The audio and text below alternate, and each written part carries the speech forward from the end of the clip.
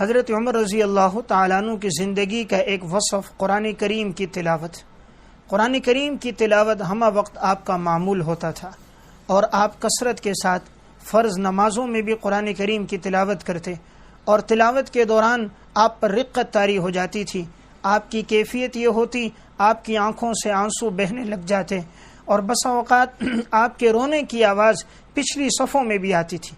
امام بخاری رحمۃ اللہ علیہ متوفہ 256 ہجری نے صحیح بخاری میں نقل کیا، فرمانے لگے کہ ایک موقع پر حضرت عمر رضی اللہ تعالیٰ عنہ نماز پڑھا رہے تھے، اور نماز کی آخری صفوں میں ایک صحابی موجود تھے۔ وہ واقعے کو ذکر فرماتے ہیں، فرمایا جب یہ آیت پڑھنے لگے انما اشکو بثی وحزنی الی اللہ، حضرت عمر رضی اللہ تعالیٰ عنہ اس قدر رونے لگ گئے، کہا رونے کی آواز اور وہ کیفیت میں آخری صف میں ہونے کے باوجود محسوس کر رہا تھا۔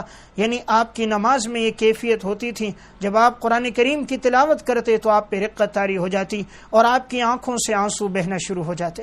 اسی طرح حیات الصحابہ میں حضرت مولانا محمد یوسف کاندیلوی رحمۃ اللہ علیہ نے واقعہ لکھا، فرمانے لگے کہ ایک دفعہ فجر کی نماز آپ پڑھا رہے تھے، اور قرآن کریم کی آیت وَبْيَضَّتْ عَيْنَاهُ مِنَ الْحُزْنِ فَهُوَ كَظِيمٌ یہاں پہ پہنچے تو آپ رونا شروع ہو گئے۔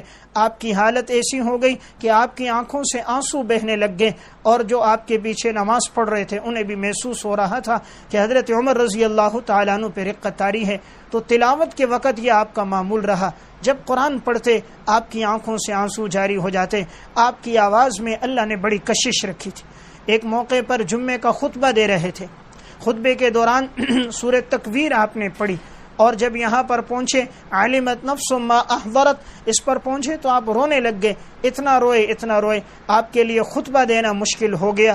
پھر اس کے بعد چند دن تک آپ کے ایام بیماری میں گزرے ہیں، قرآن کریم کی سورت کا آپ کے اوپر اتنا اثر ہوا تھا۔ تو میں عرض کر رہا تھا رقت یہ آپ کی زندگی کا ایک وصف تھا۔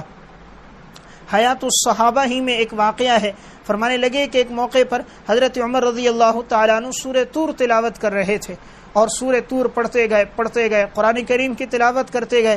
ان عذاب ربک لواقع ما لہ من دافع، جب ان آیات پہ پہنچے انہیں بار بار پڑھتے رہے، سانس پھول گیا، رونے لگ گئے، رکوع کی نماز مکمل کی۔ اس کے بعد آپ بیمار ہو گئے تھے، 20 دن تک لوگ آتے رہے، آپ کی عیادت کرتے رہے۔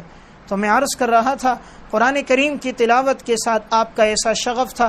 اس قسم کے متعدد واقعات حیات الصحابہ میں موجود ہیں۔ تو مقصد اس کے بتلانے کا یہ ہے، آپ کی زندگی میں قرآن کی تلاوت کے وقت آپ کی کیفیت استحضار اور خشیت کا یہ عالم تھا۔ زبان پہ قرآن کی تلاوت ہوتی اور آنکھوں سے آپ کے آنسو جاری ہو جاتے۔ ہم بھی یہ وصف اپنی زندگی میں لے کر آئیں کہ اپنے دن کا آغاز رب العالمین کے کلام کے ساتھ کریں۔